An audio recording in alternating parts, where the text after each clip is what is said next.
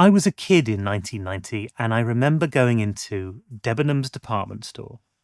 And for the first time, next to the Filofaxes and those other things that haven't aged well, there was this little plastic device called a Game Boy.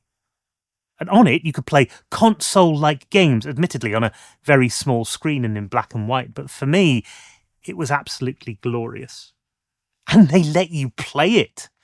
I remember being so disappointed on one visit because there was a queue of people just wanting to try this thing out, so I didn't get to have a go myself.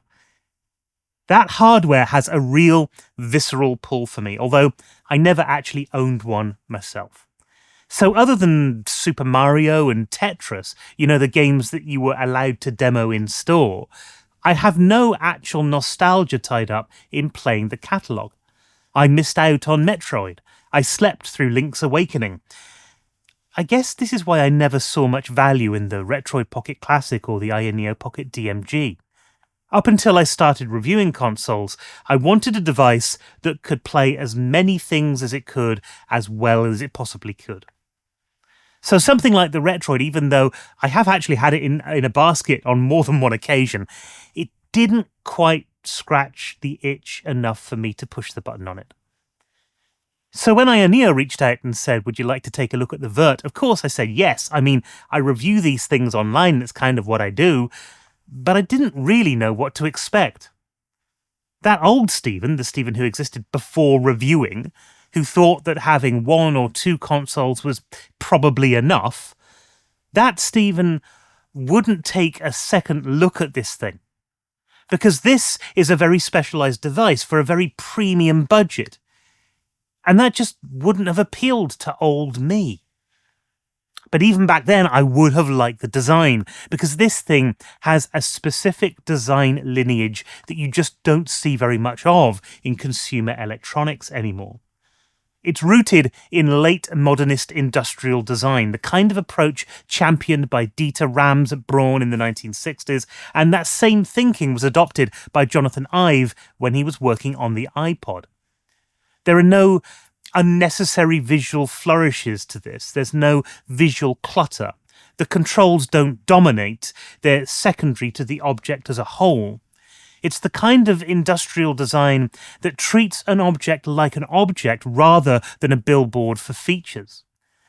And then TechDweeb said it looked like a Cybertruck, and now the whole internet's decided that that's just exactly what it is. But that does kind of make sense as well, because Braun, Apple, Tesla, Ayaneo, they're all part of that same design lineage, that same thought.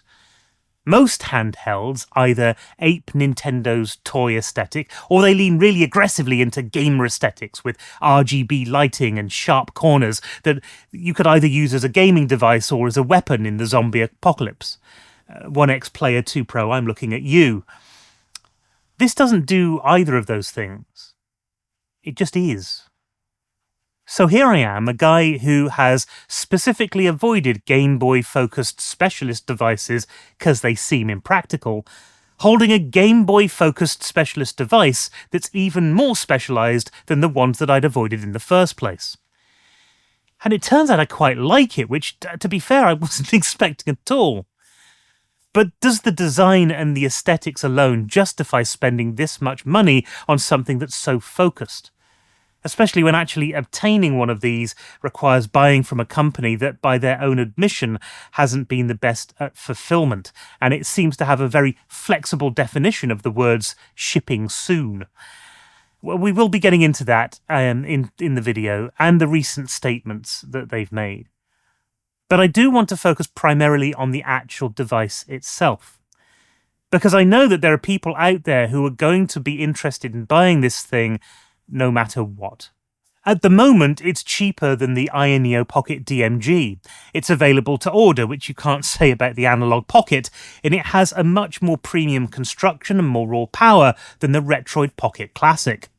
So let's figure out if this device is one that's going to get you cyber-trucking, or will it just bring you a whole world of Vert?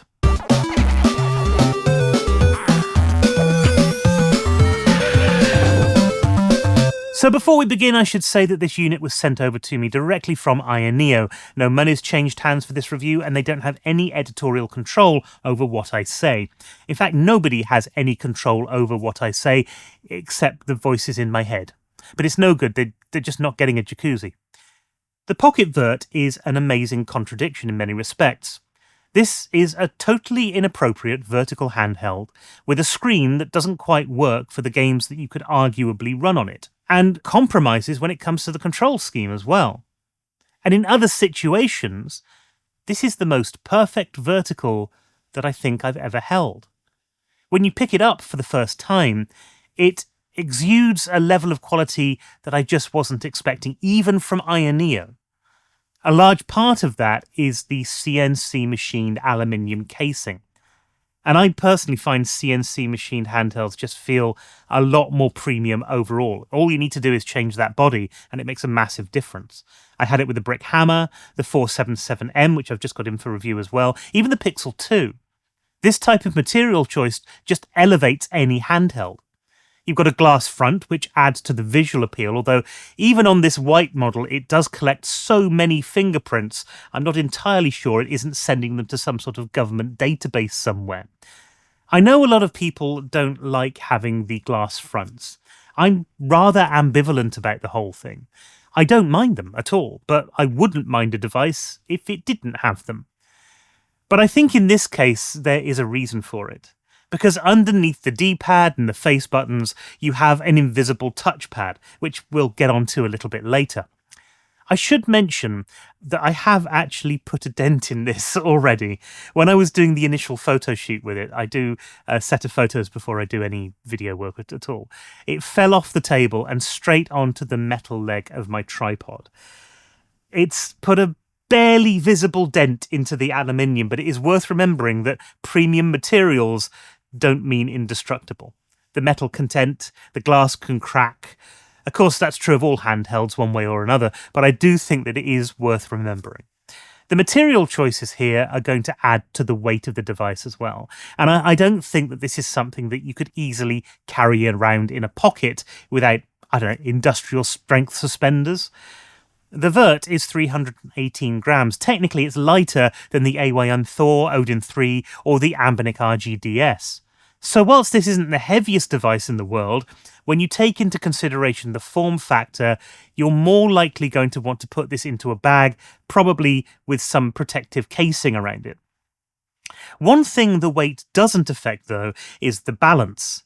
There's a shelf on the back where you put your index fingers just above the shoulder buttons. And I've been playing this for a couple of hours at a time, and it's been really, really comfortable. It's just the right size, your fingers sit in just the right position.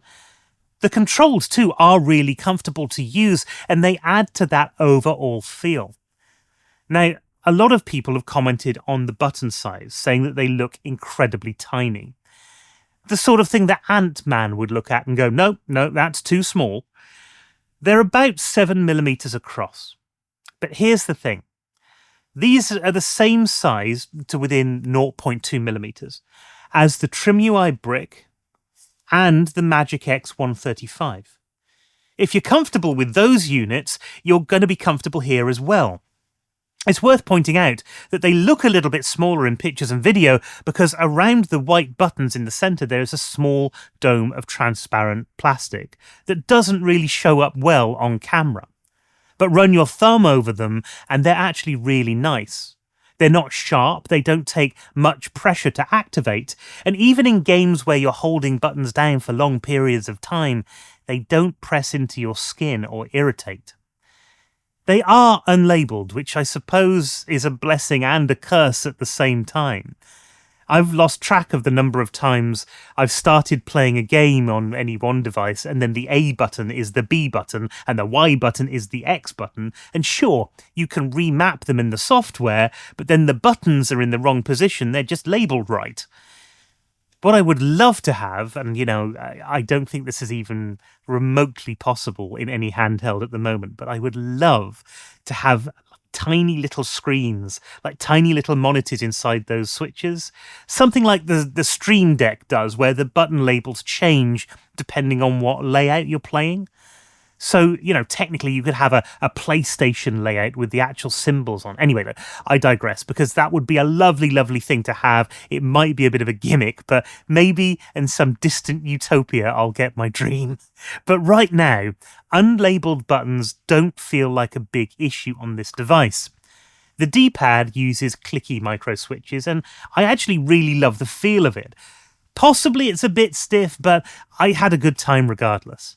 I found this was nice and precise when I was playing platformers, and it passes the Kirby pancake test.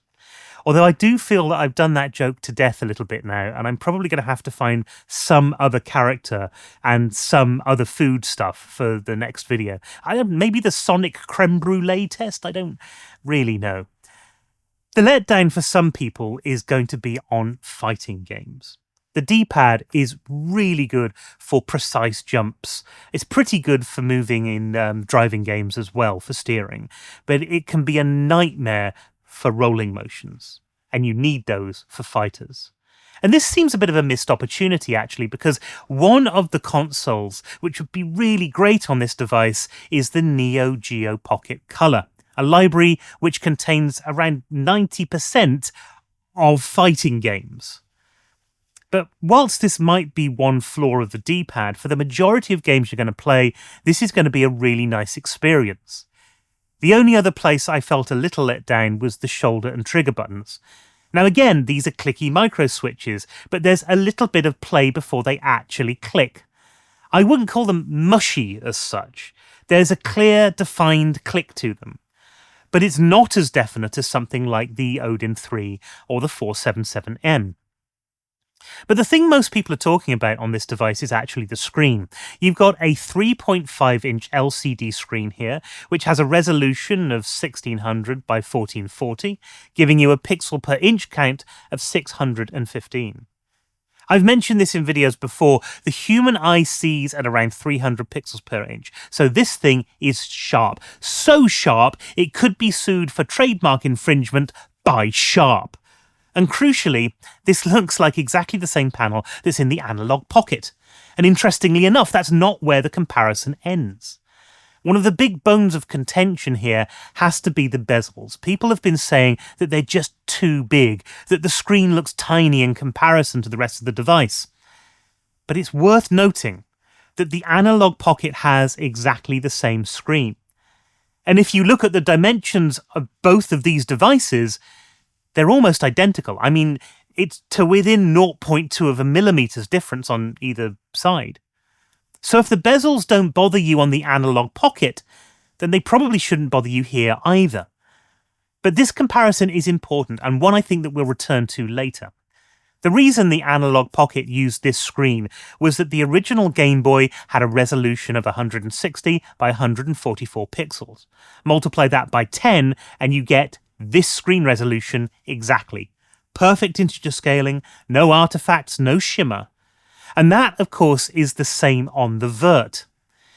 And it's a really solid panel as well. I ran the UFO ghosting test and I couldn't see any ghosting at all on this. Not on the screen itself when it was running, not on the video footage either. You can go through this frame by frame, it's just not there. The LCD panel is responsive enough that motion blur isn't a problem for retro gaming, or even faster-based titles. Now, this won't match OLEDs, of course, for their instant response, but for an LCD panel at this price point, it is more than acceptable. So this sounds like it's going to be the perfect Game Boy experience. But if you take a look at the specs, you'll be forgiven for thinking that that's overkill. What we've got here is a Snapdragon 8 Plus Gen 1 processor, which comes in configurations of either 8 or 12 gigabytes of RAM, with internal storage at either 128 or 256 gig. We've already talked about the 3.5-inch LCD display and the 318-gram weight, part of which is made up by a large 6,000 mAh battery with USB fast charging. Connectivity comes through Wi-Fi 6 and Bluetooth 5.2, and storage expands, of course, with a microSD card slot, with a rather fancy cover. All of this is running on Android 14 using Ayaneo's Space launcher, but most people are probably just going to install Emulation Station or Daijisho instead, which are just more mature front ends. So this reads less like something designed for an 8-bit console and more like something which you're going to want to play Switch on or PC games or something like that.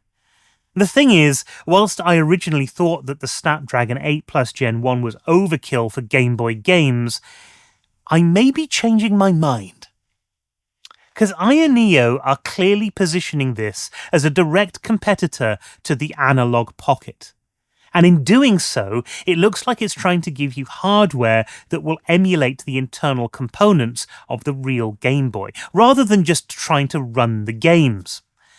Game Boy games, of course, will run on anything. You could run one on a Lemon.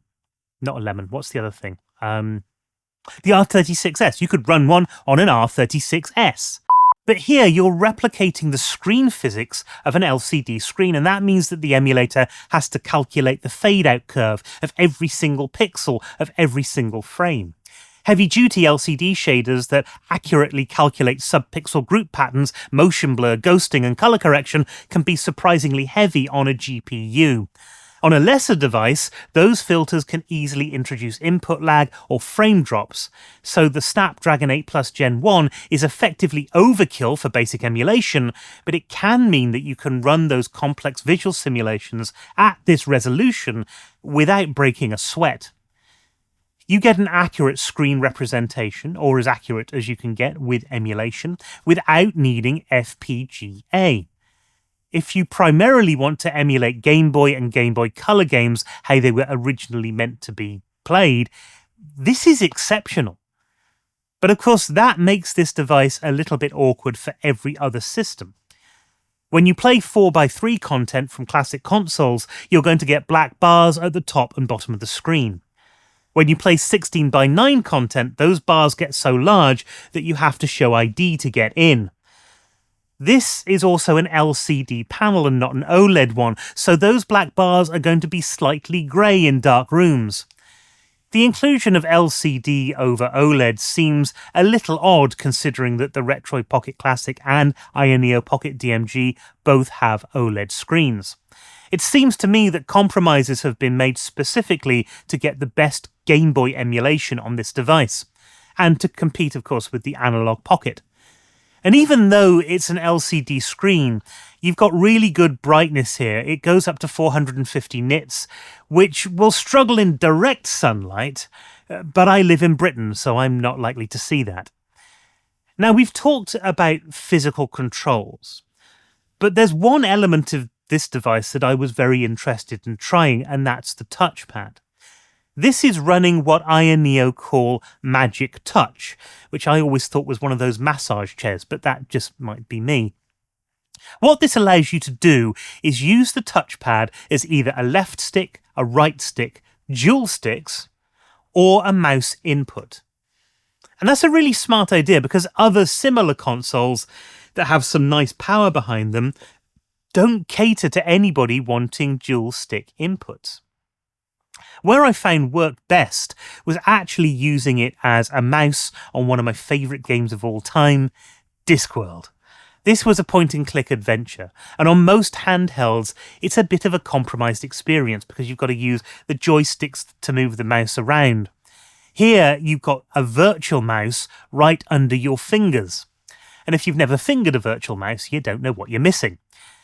Now, of course, you might be able to use a touchscreen to do this same sort of thing, but having a mouse input means that you're not covering the screen over with your hand at any one point. It's a little bit more precise. The joystick modes are actually quite good. In 3D games where you just need occasional camera movements, it works pretty well. It's best used with the D-pad when that's mapped to an analog stick. And this represents the sort of experience you get with the TrimUI brick, except now you've got that option of a second stick. I was disappointed that you couldn't use the left stick, right stick layout for the touchscreen at the same time as mapping the D-pad to an analog stick. Sometimes that's something you'd want to do. But the problem is that this really takes a lot of getting used to. And if you pick this up thinking it's just going to be like a normal joystick experience, you might be disappointed. Without physical controls, you don't have any feedback to tell you where your thumb is, and that means that it's very easy to move too far or too fast, sometimes in completely the wrong direction. This is also emulating analog controls, almost as if you don't have the control stick and your finger is right on the movement ball. What is that what you call it? I've got no idea. The practical upshot of this is that it's very easy to move your thumbs too far, so you don't get the speed or direction that you were aiming for in the first place. So in many respects, you could say this is a horribly compromised experience. I think if you really want this device for everything else that it offers, you'll find a way to get around it. You'll learn the controls with this new input. And I've got to say, after using it for several hours, I was kind of starting to get the hang of it, but I do feel I have to relearn it every time I put up the device. But I'm not sure that's the gaming experience that most people are after. In terms of performance, this runs practically anything that you'll throw at it. You can get Switch titles, even some PC games running as well. But this device just isn't really good for any of the 16:9 systems. It feels less like you're playing a game and more like you're staring through a neighbour's letterbox at something unsightly going on. But anything that would fit onto a 4x3 television is going to run well here. You're going to get the best Game Boy and Game Boy Color experience that you've ever had. Game Boy Advance is pretty good, a little narrower than I would have liked, but it's actually bigger than the original GBA screen, so nothing technically too small. Nintendo Entertainment System and Super Nintendo actually look really great on this aspect ratio. You can run these at 8x7, meaning that you only get very minimal bars at the top and bottom of the screen. The games look phenomenal, absolutely fantastic on this. PlayStation 1 runs beautifully as well, and you can upscale it to 5 times native resolution. But as you go up through the generations of console, you're more likely to run into games where the user interface size is an issue, because they just assumed that you were going to run this on a proper television. And 4x3 means that you can actually comfortably play Wii on this. In fact, Dolphin will let you enable widescreen hacks for both GameCube and Wii. And those titles where it's available will expand the screen to the full aspect ratio of the Vert. On the titles where that works well, this is absolutely brilliant, a truly wonderful gaming experience. I was able to play games like Mario Kart Double Dash and it just looked phenomenal. F-Zero GX was a joy to play. And you would think all of this means that the console would be good for 3 distinct things. For Game Boy games, it's perfect. For the early Nintendo systems, it's a really strong competitor. And for GameCube and Wii, it's really solid emulation. The problem is that I have simultaneously had the best GameCube experience and the worst GameCube experience on this same device. When it works, it's incredible. But there seems to be a chunk of the library that is just not running properly on this device. And that's a major drawback. What happens is you get into the game, the menu systems seem to be okay, but then you start playing, and instead of seeing the game, you're looking at a barely updating slideshow whilst the audio is running at full speed. Different drivers, including turnip drivers, didn't fix this problem for me. Of course, I couldn't test them all, but I did go through quite a few. Setting it to native resolution didn't help. I fiddled around with a bunch of settings just to see if I could get it running, and no luck.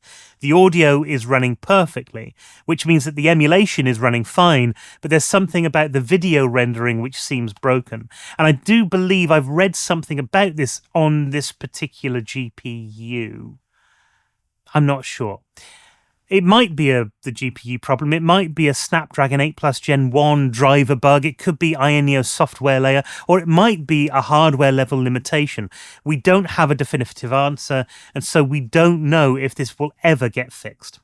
So it seems odd to say when you're buying a premium device at this cost, but you have to assume that GameCube is a nice-to-have system and not one that you can rely on. Your favourite GameCube game may be unplayable, but a good portion of the catalogue will be. Now, this video is a little bit longer than what I wanted to do. There's a lot to cover on this thing, and I'm not covering all of it. So I'm just going to run through a few things fairly quickly so that you know them, so that you've got the information. The battery life on this is pretty good, getting you between 4 to 6 hours on the heaviest titles, on much lighter emulation, and of course without the heavy Game Boy filters as well. But on the light emulation, you're looking at around, I suppose, 10 to 14 hours. And this isn't too dissimilar from other 600 milliamp hour battery devices.